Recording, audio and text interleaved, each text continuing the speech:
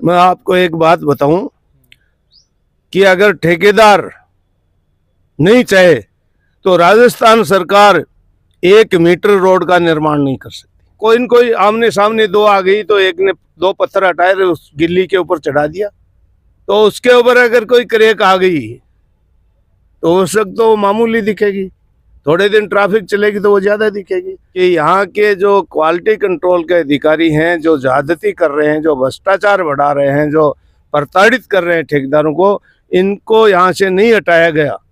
आपको भी सजना और संवरना है और दिखना है आकर्षक, तो खरीदिए अपने मनपसंद गहनों की एक से बढ़कर एक डिजाइन, वो भी गोल्ड टेस्टिंग मशीन के साथ। आज ही विजिट करें महारानी ज्वेलर्स, नगर परिषद के सामने वाली गली, मान नगर, झुंझुनू।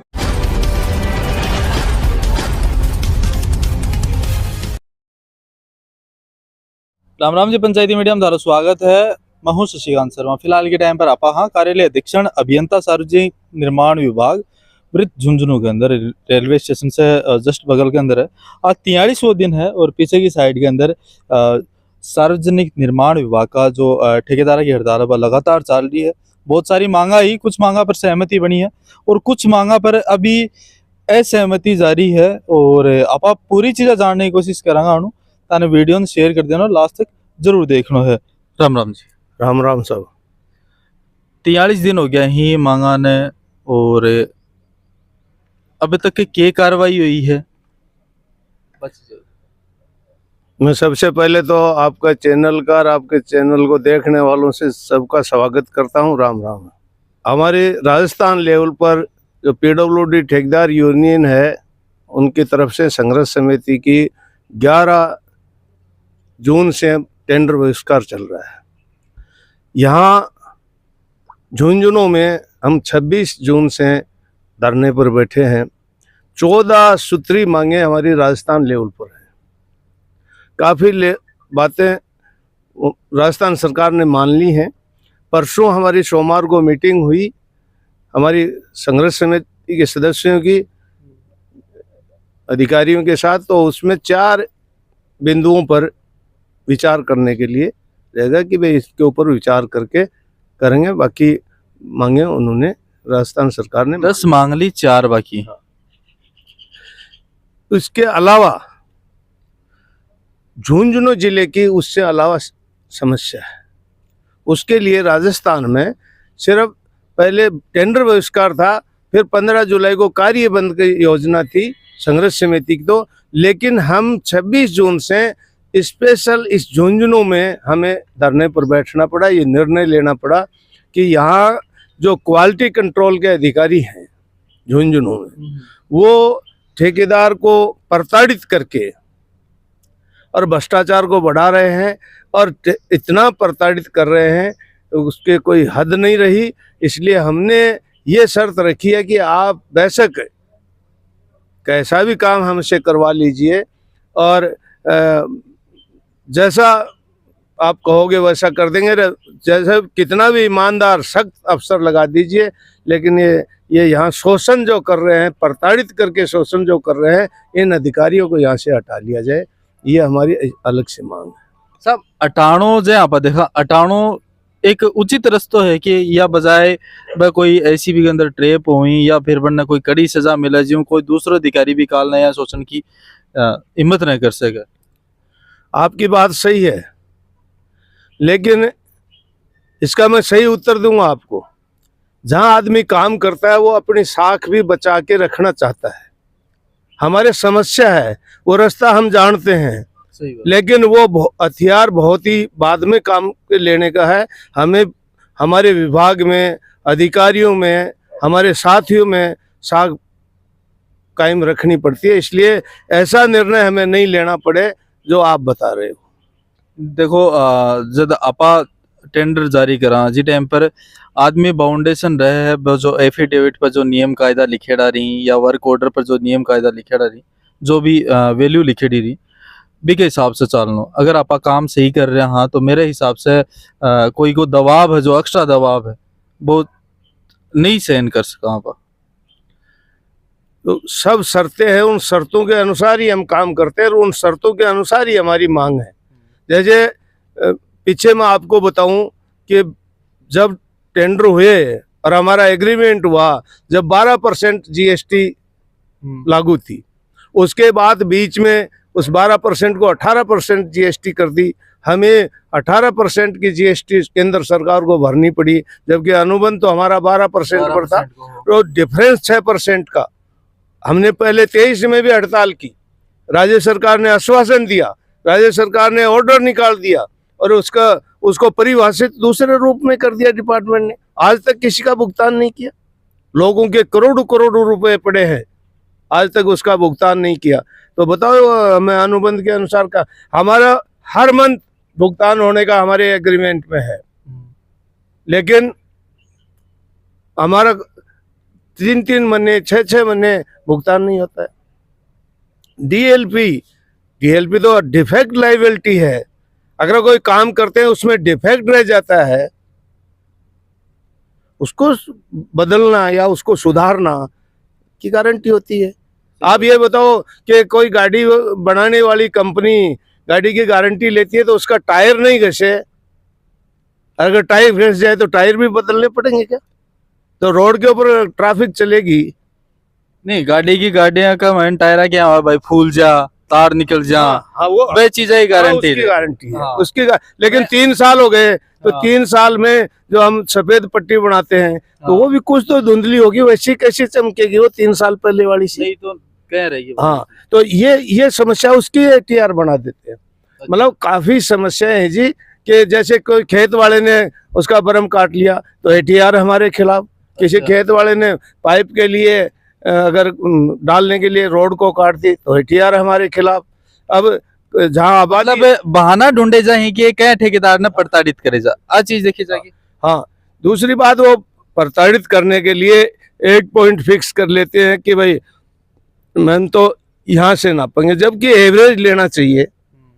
हमारे को कोई मिट्टी कुटाई का कोई पेमेंट नहीं करते हैं, मिट्टी लूज भी रहती है तो कहीं ऊपर से जब कुटाई करते हैं तो कहीं आधा इंच रोड़ी ज्यादा जमीन में धंस जाती है तो कहीं आधा इंच ऊपर रह जाती है। सही बात है। तो उसकी एवरेज 3-4 जगह लेंगे तो एवरेज आ जाएगा, लेकिन वो नहीं, हम तो पर्टिकुलर इसी जगह को लिखेंगे जो कम आया है।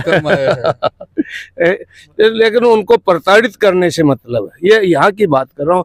राजस्थान लेवल पर जो समस्या है डीएलपी की, मैं उस मीटिंग में बैठा, हम साथी पांचार और धर्मपाल जी विधायक भी हमारे साथ थे, उसी पर टाइम वहाँ मौजूद थे मंत्री जी के पास, जो पीडब्ल्यूडी मंत्री हैं, उप मुख्यमंत्री महोदय। तो वहाँ उनको सारी बात बताइए कि, और चीफ इंजीनियर थे उस मीटिंग में, मैंने रखा कि आप बताइए कि एक ट्रक जा रहा है, राजस्थान सरकार का आरटीओ उसका चालान करता है और लोड का, और उस ट्रक का मालिक उसको स्वीकार करता है और उस चालान के दंड को भरता है। इसको मतलब स्वीकार्य तथ्य है कि उस रोड के ऊपर ओवरलोड चले हैं। ठेकेदार को क्या मिला? सही बात है। ठेकेदार को क्या मिला? इसके ऊपर सोचना चाहिए सरकार को कि अगर उस रोड के ऊपर ओवरलोड चल रहा है तो या तो ओवरलोड का जो जुर्माना हो रहा है वो ठेकेदार को दो, उस रोड का मेंटेनेंस। लेकिन इसके ऊपर सरकार बोलती नहीं है, सरकार के अधिकारी नहीं बोलते। हमने कहा मंत्री जी को, मंत्री महोदया को कि सब ठीक है, आप मेंटेनेंस के पैसे नहीं दे सकते आपके। उन्होंने कहा साहब हरियाणा सरकार तो धनाढ़ी है और केंद्र सरकार धनाढ़ी, हमारे पास पैसे नहीं है मेंटेनेंस के देने के लिए। मैंने कहा ठीक है, आप वो नहीं दे सकते तो कम से कम उनके स्पेसिफिकेशन की रोड तो बढ़ाइए। सही बात है। आप 90 mm डामर ले लीजिए, फिर आप हमारे से गारंटी 5 साल की ले लीजिए। आप 6 इंच की सीमेंट लोगे, आप लो ना 25 सेंटीमीटर, दे देंगे हम 5 साल की गारंटी। तो ये सबसे बड़ी बात है कि माल तो देंगे हम कम वाला, काम लेंगे बराबर का। तो कोई भी चीज है वो तो एक जगह मतलब गांव की रोड बनाओ आपा, प्रधानमंत्री ग्रामीण सड़क योजना के अंदर किसान बयान देखा है कि रोड न फोड़ के नीचे की पाइप डाल दी ही। कई बार देखा है पेड़ पौधा भी साइड हो गया है, और कई बार ब्रेकर भी बना ली है, ब्रेकर के साइड के अंदर खाडो हो तो फिर वह रोड भी टूट लग जाए। तो बात चीज भी थारे ही आवा कि मतलब सड़क की जो मूल आकृति है बिन अगर भी किसी को छेड़छाड़ कर रहे तो बिको थाने भुगतान करना पड़ो सारी चीजें। मैं आपको एक बात बताऊं, कि अगर ठेकेदार नहीं चाहे तो राजस्थान सरकार 1 मीटर रोड का निर्माण नहीं कर सकती। इनके पास नेशनल हाईवे और स्टेट हाईवे के बगैर किसी रोड की 1 इंच भी जमीन नहीं है। हम उन काश्तकारों को समझाइश करके, उनके फायदे बता करके और उनको हमारे विश्वास में लेकर के हम रोड का निर्माण करते हैं। और उसके बाद जो सब एक जैसे नहीं होते हैं, उनमें कुछ लोगों का दिमाग ऐसा होता है, कुछ स्वार्थ है, काट लेते हैं, बीच से काट लेते हैं, तो भरपाई हमें करनी पड़ती है। उनके खिलाफ कोई एक्शन नहीं है। आप देखिए कि हम रोड बनाते हैं, ये कोई सर्विस लाइन का पैसा हमें पेमेंट नहीं करता। जो 7 मीटर की रोड है सीसी की, तो हम 3.5 मीटर की एक पट्टी बनाते हैं पहले। उस वक्त हमारी लेबर होती है, वहाँ हमारा स्टाफ होता है, हम उसको ऊपर ट्रैफिक बंद कर देते हैं और 3.5 मीटर जो हमने बेस बनाया उसके ऊपर ट्रैफिक को खुला रखते हैं। जैसे ही 28 दिन होने के बाद जब उसका टाइम पूरा हो जाता है तो हम दूसरी साइड चालू करते हैं। दूसरी साइड हम पूरी कर देते हैं, तब तक नहीं चढ़ने देते।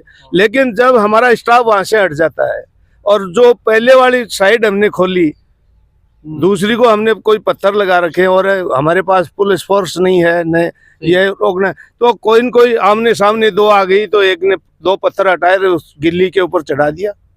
तो उसके ऊपर अगर कोई क्रेक आ गई तो उस वक्त तो मामूली दिखेगी, थोड़े दिन ट्रैफिक चलेगी तो वो ज्यादा दिखेगी। उसका भी भार हमें दीजिए ना आप, सर्विस लाइन सही बात है। उसके ऊपर 28 दिन चले ट्रैफिक। बहुत सारी चीजें हैं सर। अब अंत के अंदर आप बोलना चाहो कि के निवेदन रखो थारो सरकार हूँ जो मांगा ही बन के लिए, अगर तारी बात नहीं बने तो आगे और के बड़ो एक्शन थे ले इसको हो बची सर। सर्वप्रथम तो हमारा झुंझुनू जिले का मैं आपको बता दूं, जहाँ अपने बैठे हैं, जिसके लिए बात करते हैं, कि यहाँ के जो क्वालिटी कंट्रोल के अधिकारी हैं, जो ज्यादती कर रहे हैं, जो भ्रष्टाचार बढ़ा रहे हैं, जो प्रताड़ित कर रहे हैं ठेकेदारों को, इनको यहाँ से नहीं हटाया गया तो हम सब मिलके 1 दिन में 2 दिन में हम दूसरा निर्णय लेंगे। जैसे आंदोलन को कड़ा करेंगे, चाहे हम कलेक्ट्रेट पर बैठे हैं या फिर हम चैम्बर के सामने बैठेंगे, जो भी हमें करना होगा हम शांतिपूर्वक करेंगे। लेकिन यहाँ बैठे हुए 2 महीने हो जाएंगे तो हम नहीं सुनेंगे तो हम कैसे बैठे रहेंगे। तो दूसरा हम इसको और ज़्यादा उग्र करेंगे इस आंदोलन को। लेकिन जब तक हम न टेंडर डालेंगे न काम करेंगे, हमें भी पता है कि आमजन, हमारे भाई बंधु रिश्तेदार, इस जिले के निवासी तकलीफ में हैं। इस बरसात में रोडें जगह जगह से टूट चुकी हैं, विकास के कार्य रुक चुके हैं, लेकिन मजबूरी है हमारी भी। ये सरकार गूंगी बहरी है, ये न जनता की आवाज़ सुन रही है न हमारी आवाज़ सुन रही है। तो आपसे भी निवेदन, आपके चैनल से निवेदन और मीडिया से भी निवेदन है कि सोई हुई सरकार को जगाए, इस समस्या को बताएं उनको।